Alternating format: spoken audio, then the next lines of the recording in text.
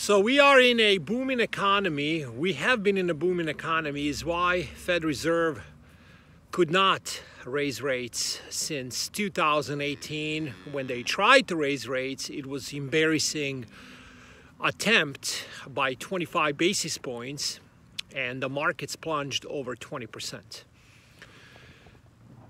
So explain that to somebody, right, with a little bit of common sense. So we are in a booming economy. We have been in a booming economy, but we cannot raise rates because the economy would implode. It would basically wipe out your 401k immediately.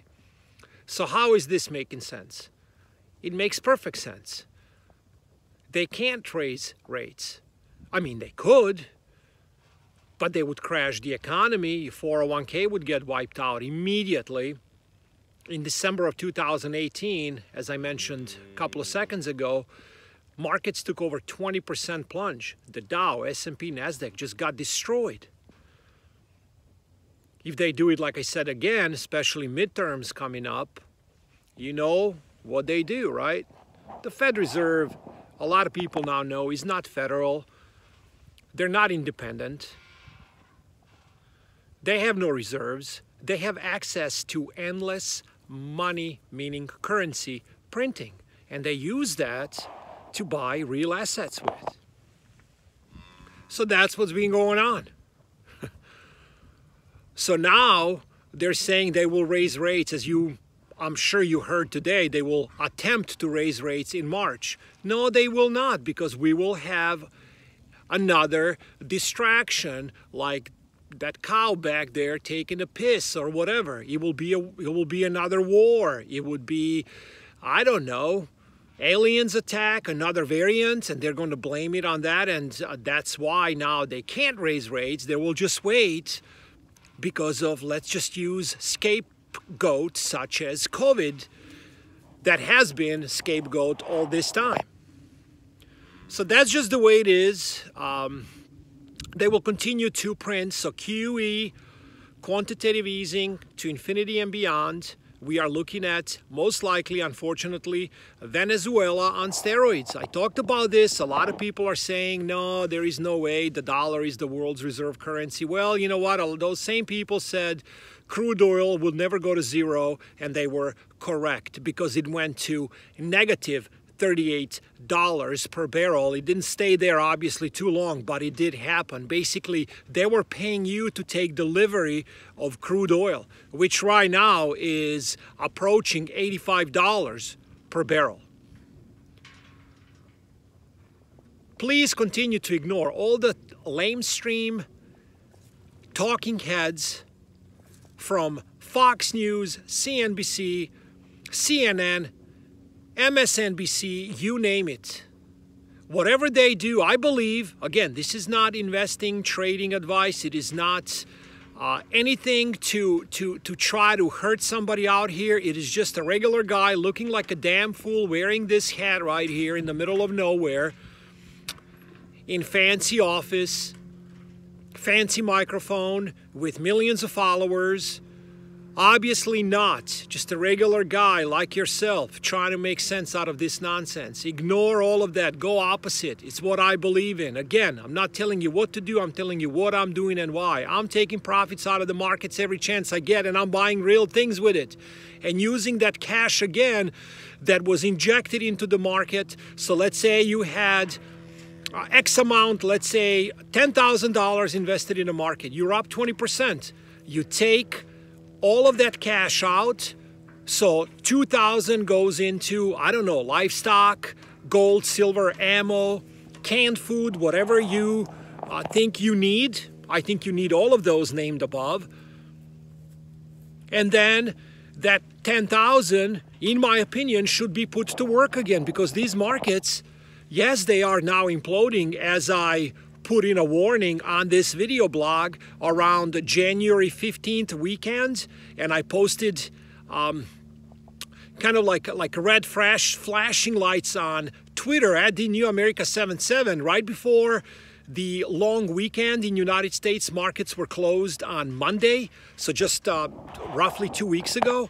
I said, I'm out. I'm out of general equities. My shipping carriers, I exited and used those profits to buy those things I named with. And now I'm just going to wait to see what happens. The markets had one red day since that warning sign that I put out. I was wrong before when the regime change happened, when Biden took office. I thought we were going to take 50, 60, 70, possibly 80% plunge in the markets.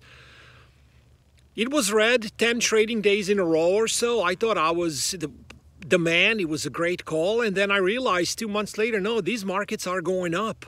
So I started to speculate again. So if you are wrong, you got to reassess situation and reposition yourself. Again, sitting on cash, whether it's just $5,000, whatever the amount is, you are losing for sure. You just got to be careful, because if they pull the rug underneath you in these markets, it will be very hard to rebound, because we can be looking at a long-term bear market here. So be very careful with the amount you are investing. Always understand, once you press that buy button, that's it. You could lose all of that. It can go to zero. Look what happened to Gatos Silver today. It went from $11, $12 a share to $3. They had some issues with finances. Boom, gone. Cryptos dropped 50, 60%. Now they're kind of jumping back up a little bit, but this has just been really tough. You have to understand where to go in and how to exit out. I also put in, I've been talking about platinum, palladium, Sibanye, Stillwater on Twitter. Like I said, if you are not following me, I suggest you do so at the New America 77. I've been talking about it since late December, that January will be pretty big for these metals like platinum, palladium, even though a lot of people were saying no, copper is going to take off right now. I'm a big believer in copper too, by the way. But I just wanted to make sure that a lot of people positioned themselves in two metals. They got beaten down a lot. Platinum is still 50% of its all-time high. Palladium dropped under 2,000 at the time I posted this video. So it just made sense to me to use a company like Sibanye Stillwater that pays huge dividends, by the way. Cheap stock. It was around $11, and now it was approaching 16. I decided to exit this position today. Why? Because it gave me 25% profit within 3 weeks. Yes, I know. I believe in this company to go to $20, possibly $25 per share in a near future. But this was pretty quickly. I'd like to take those profits and just see what happens and go from there.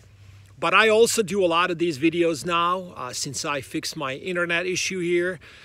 I will post more warning signs, whatever I see. Obviously, always you do your own due diligence. So if you are not on Twitter, where I put out live trades in and out, then you can tune into the New American Realist. Again, sorry about this look.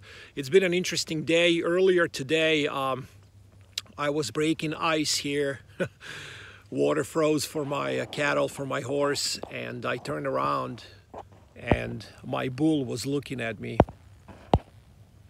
with, the smoke coming out of his nose and ears. He kind of snuck up on me. It was like 5 feet from me. It was maybe a sign.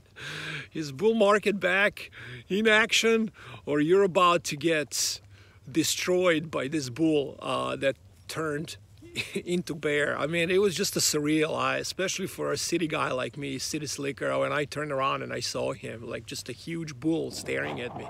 It was nothing in between us, by the way. Just like nothing in between me and Bonnie, but she's a horse, so that's different. I separated her today because she's getting a little too fat. These guys got a lot of hay back there, so yeah, just learning as I go. I suggest a lot of you do the same. Have your own food. Again, it sounds like I'm telling you what to do. I'm not. Take care. God bless you all, and we will talk soon.